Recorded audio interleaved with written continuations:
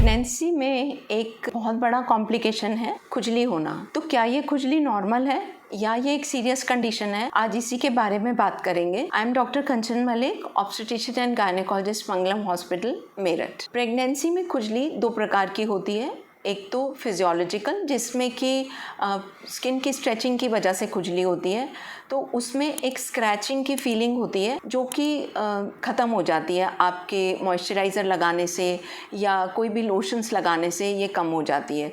दूसरे तरीके की खुजली होती है जो कि पैथोलॉजिकल होती है और ये किसी भी लोशन से या मॉइस्चराइज़र से ठीक नहीं होती और रात को बहुत ज़्यादा होती है, पूरे दिन होती रहती है और रात को पेशेंट्स इससे सो नहीं पाते।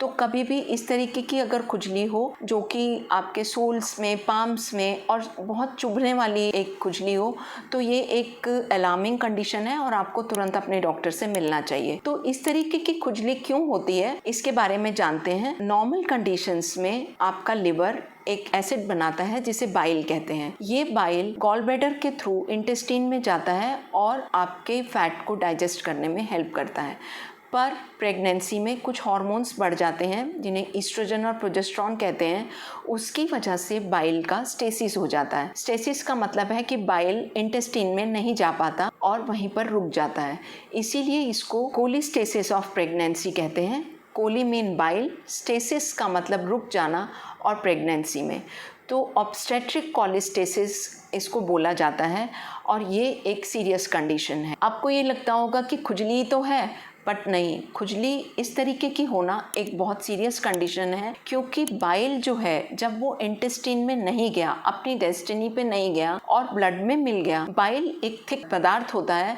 तो जब वो ब्लड से मिल जाता है तो ब्लड बहुत गाढ़ा हो जाता है और ये गाढ़ा ब्लड जब प्लेसेंटा के थ्रू जाता है तो प्लेसेंटा की वेसल्स को क्लॉग कर देता है। जब प्लेसेंटा की वेसल्स क्लॉग हो गई तो बच्चे को ब्लड सप्लाई नहीं हो पाती और जब बच्चे को ब्लड सप्लाई नहीं होगी तो बच्चे का दम घुट जाता है और अंदर ही दुर्घटनाएं होने की पॉसिबिलिटी बहुत बढ़ जाती है। तो आप सोचिए एक खुजली कितनी सीरियस हो सकती है।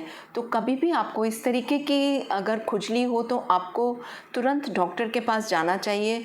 डॉक्टर आपके लिवर एंजाइम्स टेस्ट करते हैं जिससे कि ये आइडिया लग जाता है कि आपके बाइल पिगमेंट्स बढ़ रहे हैं और लिवर एंजाइम्स डिरेंज हो रहे हैं। जब भी लिवर एंजाइम डिरेंज हो जाते हैं तो ऐसी ड्रग्स दी जाती हैं जिससे कि लिवर एंजाइम्स काफ़ी हद तक कंट्रोल हो जाएं और जैसे ही बच्चा अपनी एक मैच्योरिटी अटेन कर लेता है अबाउट 8.5 मंथ्स पे, तो कोशिश की जाती है कि डिलीवरी कर दी जाए जिससे कि इंट्रा यूट्राइन जो भी दुर्घटनाएं हैं उनसे बचा जा सके। तो कभी भी आपको अगर खुजली होती है और वो इस टाइप की खुजली हो जो आपको रात को सोने ना दे और आपको सारा दिन परेशान करे, तो आप उसमें तुरंत डॉक्टर से मिलें।